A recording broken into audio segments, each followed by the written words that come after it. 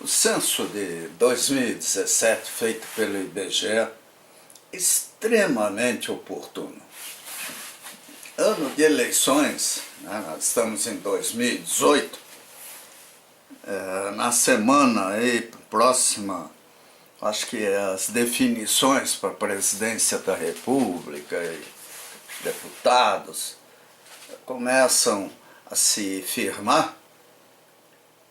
O tema da urbanização, da degradação das cidades, do campo, os problemas que nós enfrentamos são muito grandes.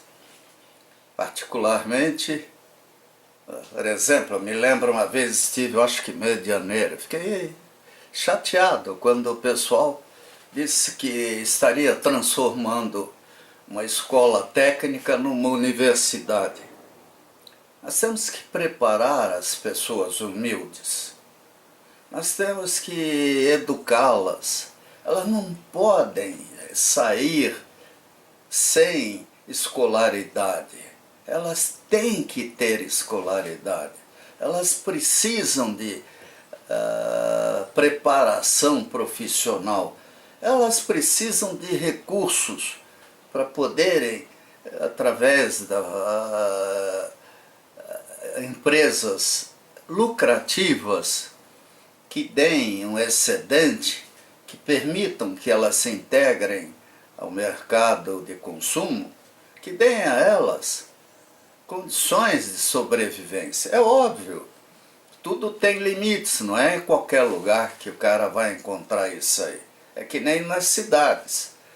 Muitas regiões ocupadas por esses imigrantes são tenebrosamente ruins. O saneamento básico, a saúde, acima de tudo, acaba sendo um problema.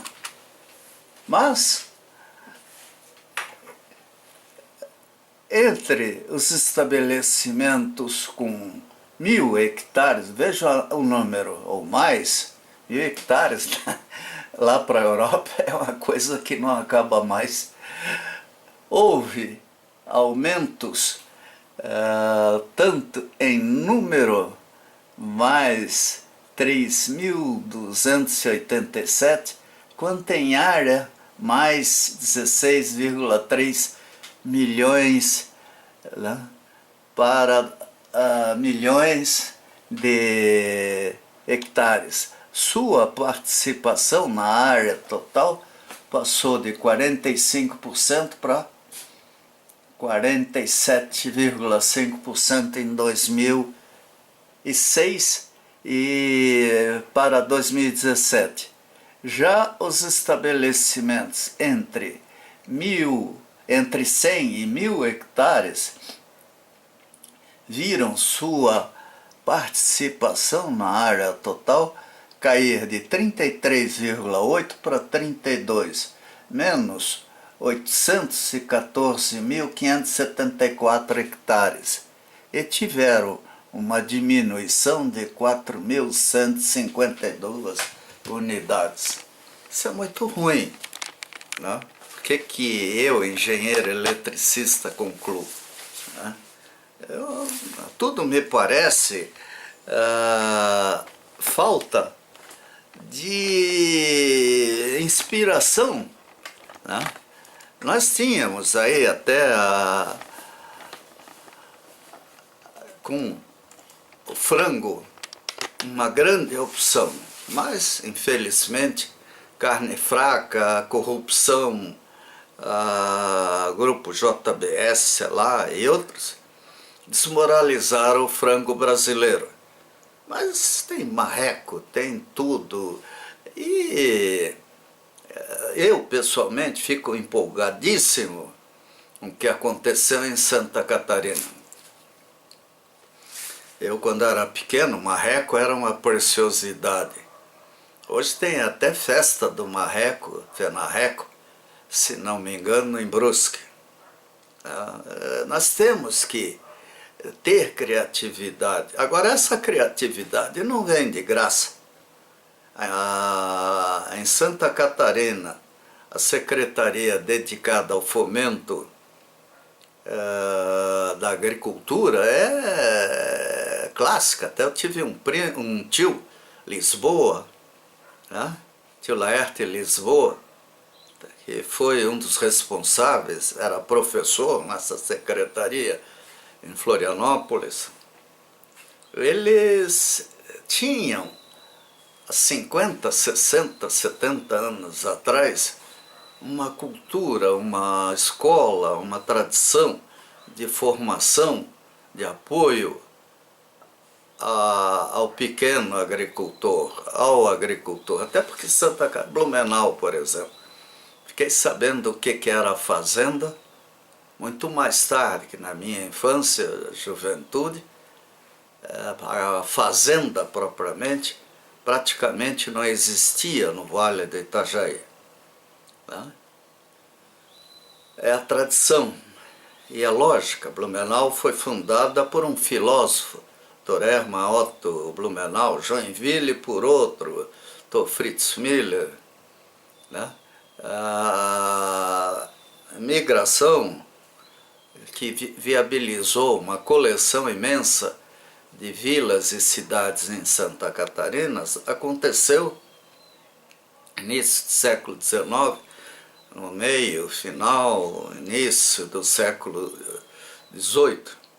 Rio Grande do Sul também teve muito desse fenômeno, mas o Rio Grande do Sul já tem a tradição da grande fazenda, o que é ruim. A pequena fazenda, a pequena propriedade, para se viabilizar, tem que ter criatividade. É muito bom ver na televisão programas domingo, sábado, ensinando a produzir desde marmelada, queijo, tudo. Sempre isso acaba tendo resultado. Agora, será que o povo todo, no Brasil inteiro isso é possível? O pessoal tem acessibilidade a esses meios de comunicação?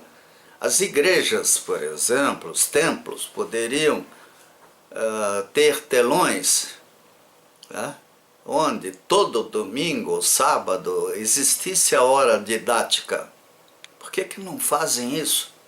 Você chega aí numa comunidade pobre aqui em Curitiba, eu vi lá Vila Pinto, Liberdade, etc. A quantidade de templos é colossal. Se cada um daqueles templos tivesse equipamento, né, especialidade, vontade para educar, né, seria um troço maravilhoso. Né? Existe. Até uma vez eu visitei uma organização espírita lá na Vila Zumbi, só que lamentavelmente o pessoal não queria publicidade. Mas tem gente que se dedica a ensinar. Então, o problema do interiorzão do Brasil é muito sério, porque é lá que as coisas faltam. Né? A gente teria que ter lá uma estratégia de desenvolvimento até de novas cidades ou vilas, com hospital, escola, posto de saúde, laboratórios. Né? Infelizmente, as nossas esquerdas, vamos falar assim, eu sou meio reticente a isso tudo, nasceram no ABC, então a lógica deles é facilitar a produção de automóveis, quando a coisa tinha que ser o contrário. O Brasil carece de transportes melhores, como ferroviário, hidroviário, cabotagem, portos adequados, toda uma infraestrutura que a gente cansa de ver na Europa. Mas está aí um número importante.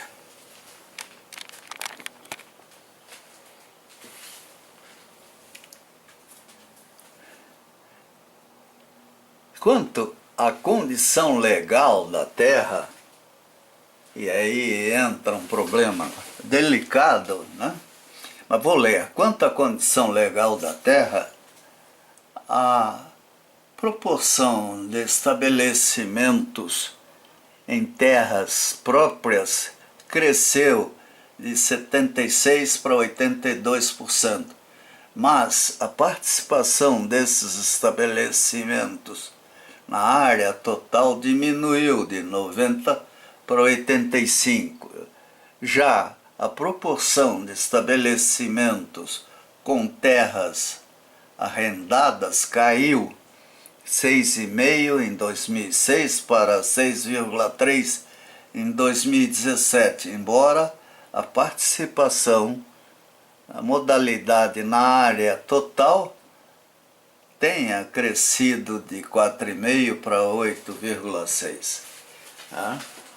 Então aí vem o latifúndio, o problema de investir em terras, né?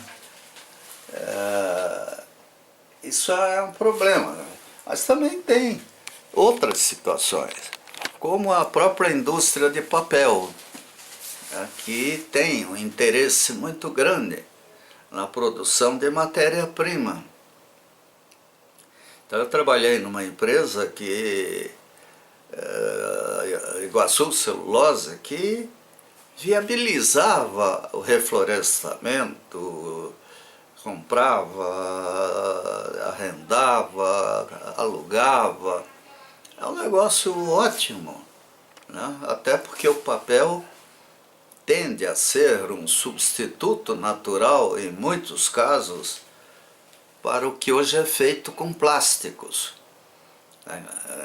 Nós temos que investir em inovações no uso do papel. É uma mina de ouro, né? Pelo menos para quem tem competência, tem criatividade, tem capacidade para fazer isso. Mas a propriedade da terra também veio graças aos movimentos sociais que, por bem ou por mal, forçaram o governo, os governantes, a pensarem nesse povo que precisa de terra, né? Porque gosta, porque foi educado ali. Hoje, mas também tem outra coisa, é a inversão da migração, né? Como muitas escolas de dedicadas à agropecuária estão nas capitais, elas têm atraído profissionais das capitais para o interior. A tragédia foram os escândalos e o bloqueio à carne e ao frango brasileiro, nem sempre justos, porque, obviamente, o Brasil compete com outros lugares. Agora, o que a humanidade precisa entender é que a produção de alimentos é insuficiente para a população existente. O que acontece de fato é que até pelo clima inadequado na África, por exemplo, o povo consome pouco. Isso fica para a classe média para cima. As guerras constantes,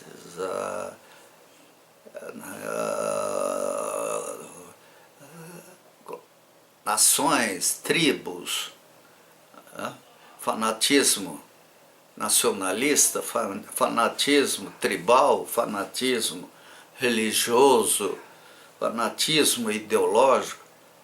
Esse é o câncer da humanidade que poderá levar a uma tremenda tragédia a médio prazo para a Terra inteira. O Brasil seria um dos grandes beneficiários da harmonia, da capacidade de diálogo entre as nações. Mas isso não acontece, infelizmente.